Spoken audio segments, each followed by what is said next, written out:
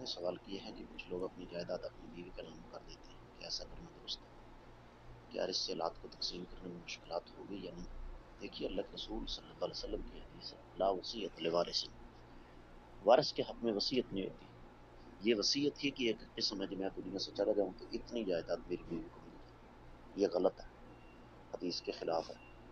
اس لیے کہ اللہ کے رسول صلی اللہ علیہ وسلم کے اس فرمان کی روشنی میں جس وارث کو آپ کی جائیداد میں سے حصہ ملنا ہے، آپ اس کے نام کچھ نہیں کر سکتے۔ السلام علیکم۔ آپ نے سوال کیا کہ خواتین جو ناخن بڑے رکھتی ہیں ان کا شرعی حکم کیا ہے؟ اللہ کے رسول صلی اللہ علیہ وسلم کی حدیث ہے، صحیح بخاری مسلم میں فرمایا کہ 5 چیزیں فطرت کا حصہ ہیں اور ان میں سے ایک ناخنوں کا تراشنا بھی ہے۔ اس کا مطلب ہے کہ کوئی انسان مرد ہو یا عورت، اگر وہ ناخن بڑے رکھے تو وہ فطرت کی خلاف ورزی کر رہا ہے یا کر رہی ہے۔ اور جہاں تک اس بات کا تعلق ہے کہ اس کے نقصانات کیا ہیں، یہ تو جا کر سائنسدانوں سے پوچھیں۔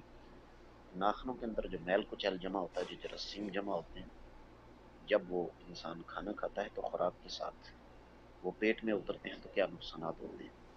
اور خواتین کے لیے تو خاص طور پر یہ بات بہت زیادہ اہم ہے کہ جنات خواتین کے اندر داخل ہوتے ہیں 2 راستوں سے، ایک ناخن لمبے اور دوسرا ننگا سر۔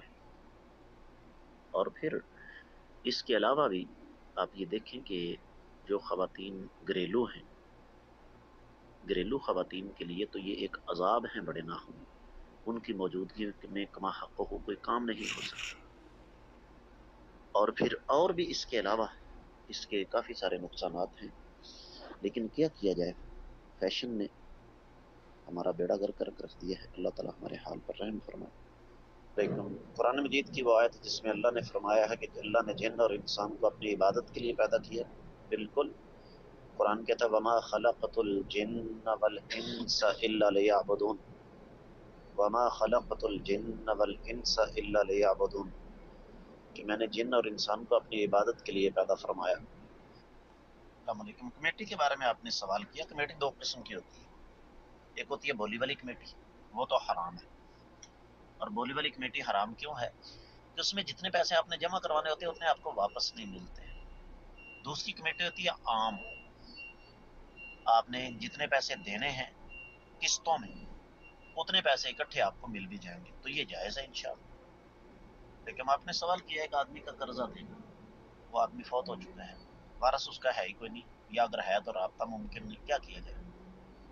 وہ اللہ تعالیٰ کی راہ میں صدقہ کر دیں، اس کا ثواب اس فوت شدہ کو مل جائے گا۔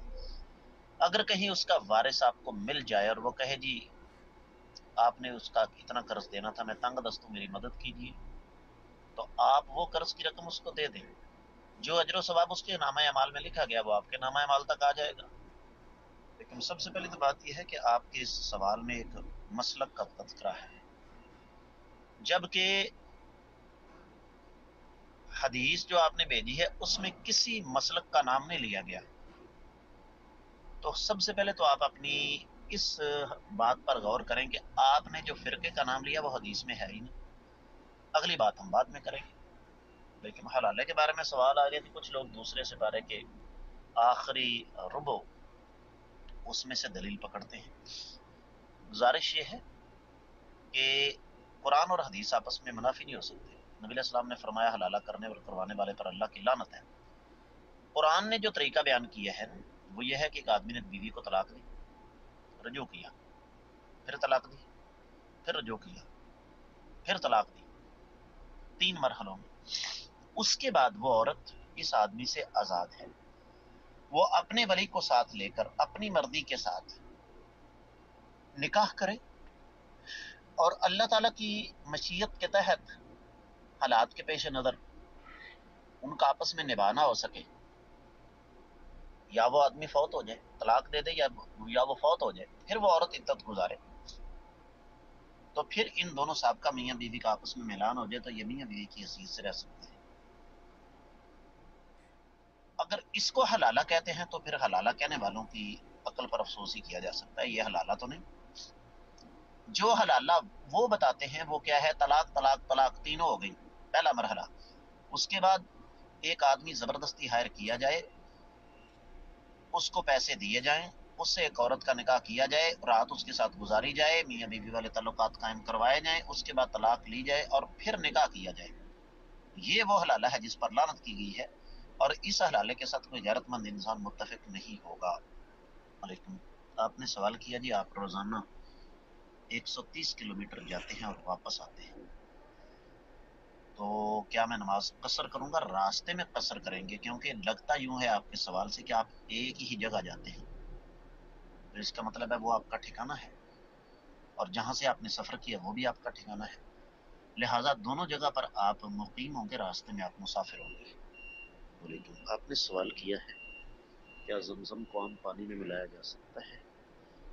گزارش یہ ہے کہ سعودی عرب کا جو سسٹم ہے نا، وہاں پر مکہ کے اندر بہت سارے جعلی زمزم پیک کرنے والے لوگ پکڑے گئے، اس کے بعد انہوں نے پابندی یاد کر دی کہ حج یا عمرہ کرنے والا کوئی بھی شخص وہ سرکاری اجازت نامے کے بغیر زمزم نہیں لا سکتا، وہ پھر ایئرپورٹ پر دیتے ہیں پیک زمزم 8 ریال کا ایک 5 لیٹر کا کین دیتے ہیں۔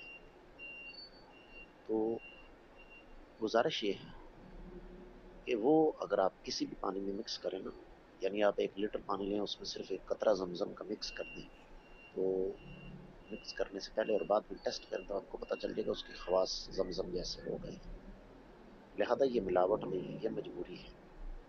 کیوں؟ اب ہر آدمی کا حلقہ احباب ٹھیک ٹھاک ہوتا ہے، تو اگر 2 گھونٹ بھی دیا جائے تو بات بڑی لمبی ہو جاتی ہے، وہ 5 لیٹر تو گھر کے افراد کے لیے کافی نہیں ہوتا، تو اس لیے اس میں اس کو دوسرے پانی کے ساتھ ملانے میں کوئی حرج بڑی بات نہیں ہے۔ السلام علیکم ورحمۃ اللہ وبرکاتہ۔ جی انٹرنیٹ اگر بتا دیتا ہے کہ موسم کیسا ہوگا تو کیا یہ شرک ہے؟ اللہ کے بندو، ہر چیز کو شرک کے کھاتے میں ڈال دیا کرتے۔ میں آپ سے ایک سوال کرتا ہوں کہ ہم دیہاتوں کے رہنے والے لوگ جون جولائی کے دنوں میں جب ہوا رک جاتی تھی، حبس ہو جاتی تھی یا ہو جاتی ہے، تو اس کا مطلب کیا ہوتا ہے کہ لو جی حبس ہو گئی، اب بارش آئے، خاص طور پر ساون بھادوں کا موسم میں، برسات کے موسم میں جو ہی حبس ہوتی ہے اس کا مطلب ہے بارش آئے گی۔